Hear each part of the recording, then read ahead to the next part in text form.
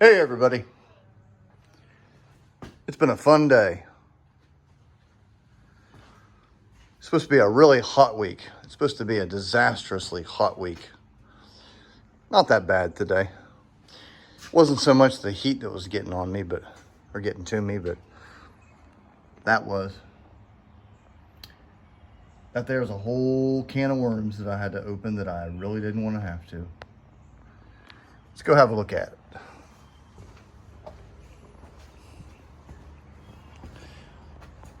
I almost knew that whenever I made this top that I was going to have to redo it, but I was hoping to get lucky. First thing that I did today was I came over here and fixed Bulkhead 3.0. It's kind of hard to see. If you remember, it originally was 5 1/4 inches thick all the way down. So it goes like that.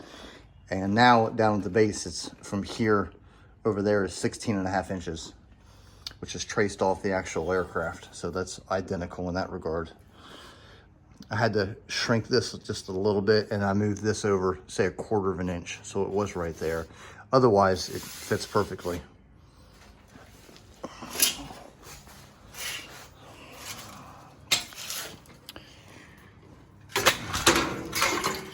Extension cords. I got every tool I own back here working on this thing today. So here's where we're at. This compartment is for the oxygen or O2 walk-around recharging bottle. It's about that big. And there's going to be a bracket with a latch that goes around it. And it's pretty big and it mounts there.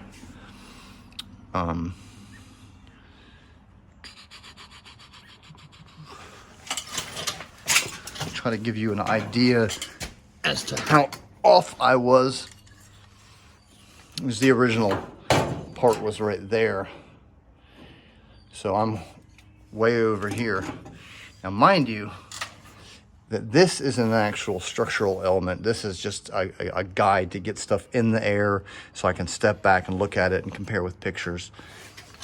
On the real aircraft, assuming that this frame diameter or thickness is accurate, from there to the edge will be 10 inches. It's 11.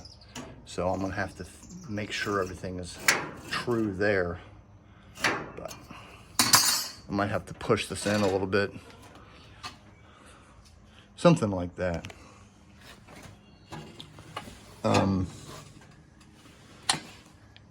Jeez.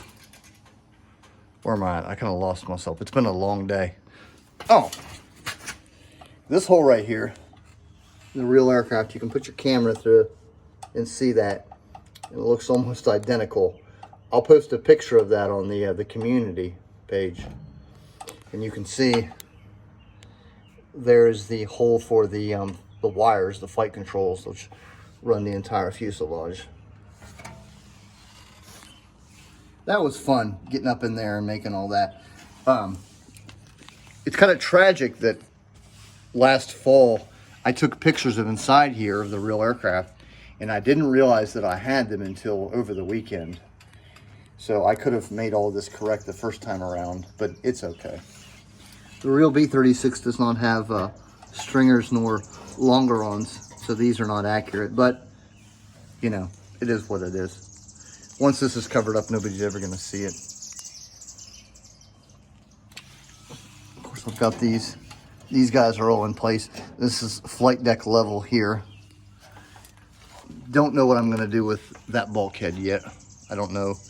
I'll have to. I've got a book that shows what all the bulkheads look like from a distance, but nothing up close. So we'll see what I'm going to do with him. He might look just like that guy when he's done. Now that this is exposed, you can kind of get an idea of how the flight deck works. This beam should be straight. Once I built the front, and I didn't really think I was going to be making the back, so there's so many things that I didn't take into consideration. But if you look up under the behind the main instrument panel, there's an arch. That arch is bulkhead 1.1.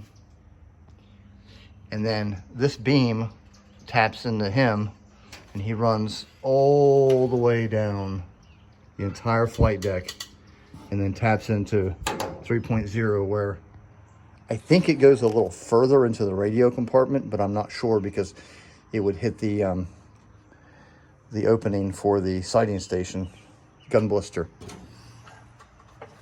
But if I had one thing I could do all over again, if I knew I was going to be going this far, I would have made 1.1 3.0 and made these perfectly straight. They're kind of crooked, but you know, hindsight's always 20/20.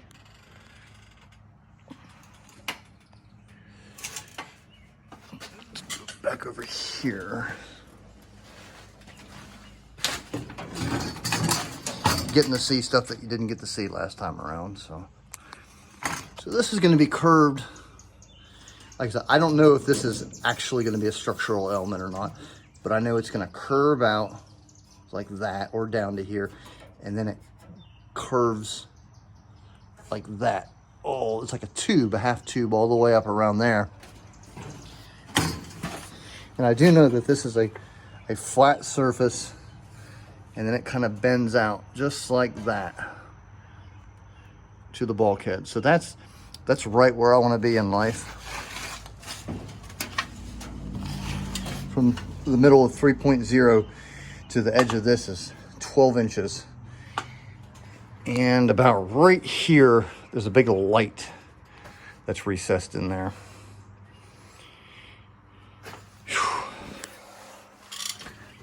I need to make another one of these. I need to make one on every frame, one every 5 1/4 inches.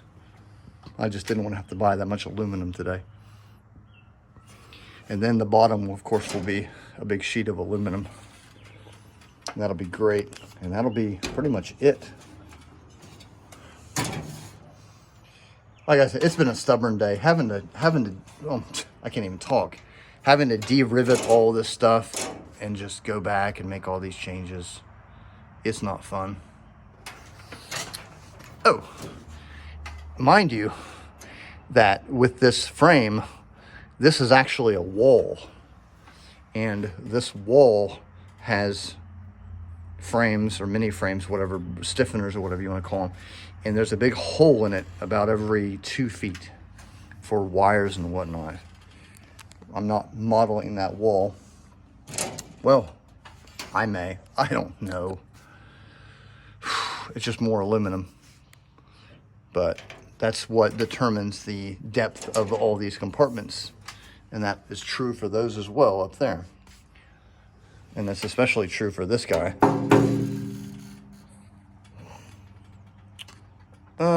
I don't really know where I'll be working tomorrow on it. I guess I'll go down and look at my pictures and do all my comparing and everything. Probably actually going to do this. Probably going to work on this, make sure this is where it needs to be and everything, and just get that ball rolling. Otherwise, you've heard enough of me. See y'all next time.